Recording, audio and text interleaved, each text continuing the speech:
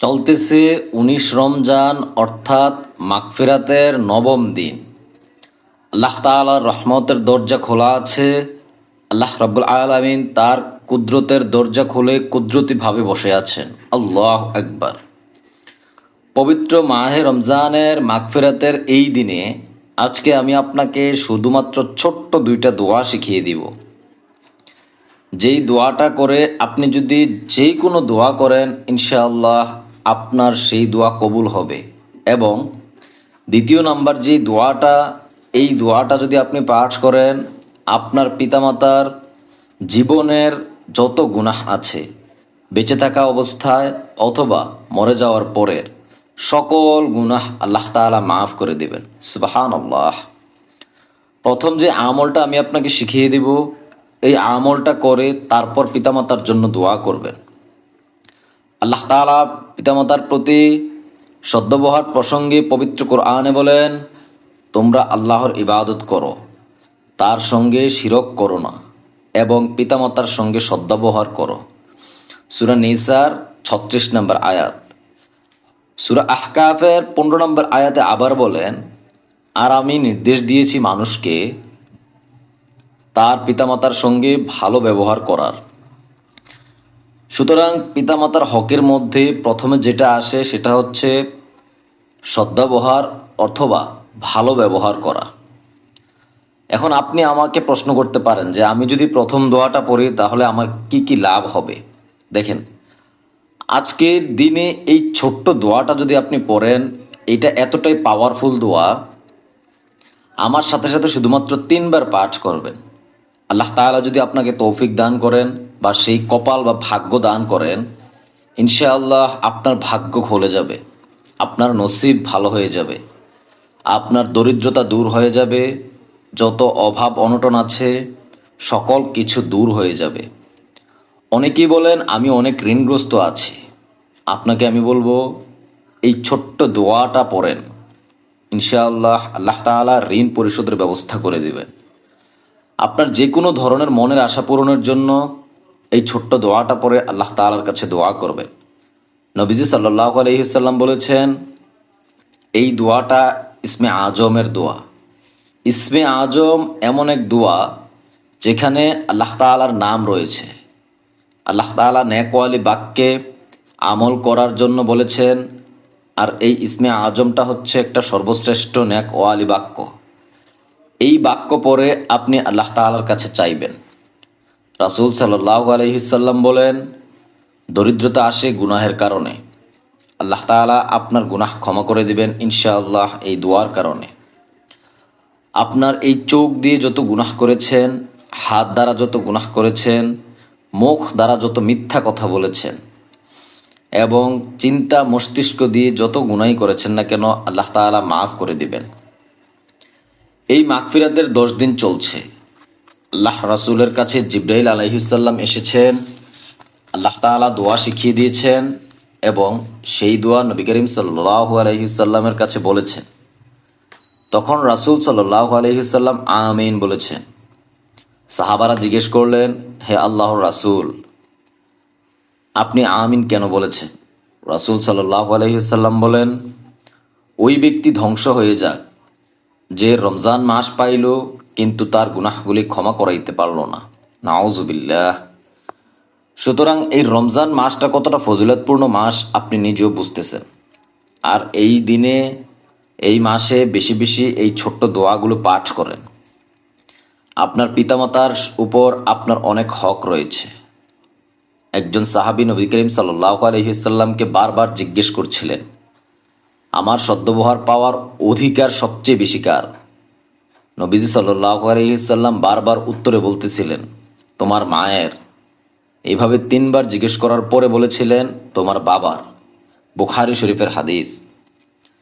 রাসূল সাল্লাল্লাহু আলাইহি সাল্লাম বলেন, পিতামাতা হলো তোমার জান্নাত এবং জাহান্নাম। অর্থাৎ তুমি ইচ্ছা করলে তাদের খেদমত করে উত্তম আচরণের মাধ্যমে জান্নাত অর্জন করতে পারো, আবার ইচ্ছা করলে তাদের অবাধ্য হয়ে জাহান্নামে প্রবেশ করতে পারো। ইবনে মাজাহ শরীফের হাদিস। পিতামাতার অবাধ্যতার জন্য যেমন রয়েছে অভিসম্পাত, তেমনি তাদের অনুগত্যের জন্য রয়েছে পুরস্কারের ঘোষণা। রাসূল সাল্লাল্লাহু আলাইহি ওয়াসাল্লাম ইরশাদ করেন, যখন কোনো অনুগত সন্তান স্বীয় পিতামাতার প্রতি অনুগ্রহের নজরে দৃষ্টিপাত করে, আল্লাহ তাআলা তার প্রতিটি দৃষ্টির বিনিময়ে একটি করে কবুল হজের সওয়াব দান করেন। সুবহানাল্লাহ। এই হাদিসটা আমি একটু বুঝিয়ে বলি আপনাকে। যখন আপনি আপনার পিতামাতার দিকে ভালো নজরে তাকাবেন, ভালোবাসার নজরে তাকাবেন, মায়ার নজরে তাকাবেন, আল্লাহ তাআলা ওই প্রতিটি দৃষ্টির বিনিময়ে একটি করে কবুল হজের সওয়াব দান করবেন। সুবহানাল্লাহ। দেখেন, পিতামাতার উপরে 14টি হক রয়েছে।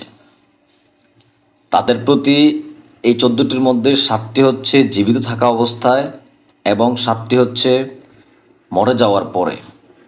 তো আমি সেই হকগুলো বলার আগে আপনাকে আগে সেই ইসমে আজম অথবা দোয়া কবুলের যে আমলটা আছে সেই আমলটা শিখিয়ে দিব ইনশাআল্লাহ। আমার সাথে সাথে পড়বেন, আমি বাংলায় উচ্চারণ সহ এখানে দিয়ে দিব। সবচেয়ে ছোট ইসমে আজম এটাকে বলা হয়। ইসমে আজমটা কি? ওয়া ইল্লাহুকুম, ইল্লাহু ওয়াহিদ, লা ইলাহা ইল্লা হুয়ার রহমানুর রহিম, আলিফ লাম মিম, আল্লাহু লা ইলাহা ইল্লা হুয়াল হাইয়ুল কাইয়্যুম। খুবই ছোট, দেখে দেখে বানানগুলা উচ্চারণ করেন, সঠিকভাবে উচ্চারণ করেন। এই দোয়াটা যেই কোনো ভালো দোয়া করার আগে পড়বেন, পড়ে তারপরে আল্লাহ তাআলার কাছে চাইবেন। আর আপনার কাছে আমি বিনীতভাবে অনুরোধ করব, এখন যে অবস্থায় আছেন এই অবস্থায় 3 বার পাঠ করেন, তারপর আপনার পিতামাতার জন্য দোয়া করেন। অনেকেই প্রশ্ন করেন যে আমি কি পিরিয়ড চলাকালীন অবস্থায় অথবা অজু ছাড়া অবস্থায় এই দোয়াগুলো পাঠ করতে পারবো কিনা। আপনাকে আমি বলতেছি, এইসব দোয়াগুলো যে কোনো অবস্থাতেই আপনি পাঠ করতে পারবেন। গাড়িতে চড়তেছেন, বসে আছেন, চাকরি করতেছেন, ব্যবসা করতেছেন, যেই কোনো অবস্থাতেই। মহিলা মা বোনেরা ভিডিওগুলো ছেড়ে দিয়ে কাজ করতে থাকেন, যখন উচ্চারণ করব সাথে সাথে পড়বেন। তো জীবিত থাকা অবস্থায় 7টি কর্তব্য কি আপনার পিতামাতার প্রতি? 1 নাম্বার, সম্মান ও শ্রদ্ধা করা। 2 নাম্বার, তাদেরকে অধিক পরিমাণে ভালোবাসা। 3 নাম্বার, মান্য করা। 4 নাম্বার যেটা, সেবা যত্ন করা। 5 নাম্বারে সুখ শান্তির চিন্তা ও ব্যবস্থা করা। 6 নাম্বারে প্রয়োজন পূরণ করা। 7 নাম্বারে দূরে থাকলে দেখা সাক্ষাৎ করা। এখন আপনি চিন্তা করেন যে জীবিত থাকা অবস্থায় আপনি আপনার পিতামাতার প্রতি এইসব কর্তব্যগুলো পালন করেন কিনা। এই জাহেলিয়াতের যুগে অনেকেই আছে বাবা মার সাথে এগুলোর বিপরীতটা করেন। একটু অন্তর দিয়ে চিন্তা করেন, এগুলো একটাও আমার কথা নয়। ইন্তেকালের পর 7টা করণীয় কি আপনার? 1 নাম্বারে তাদের জন্য ক্ষমা প্রার্থনামূলক দোয়া করা।